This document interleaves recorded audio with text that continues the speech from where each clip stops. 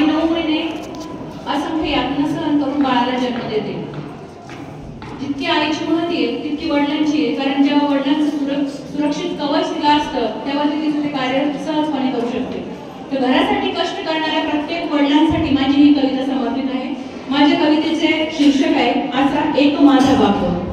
अंगात भरलेला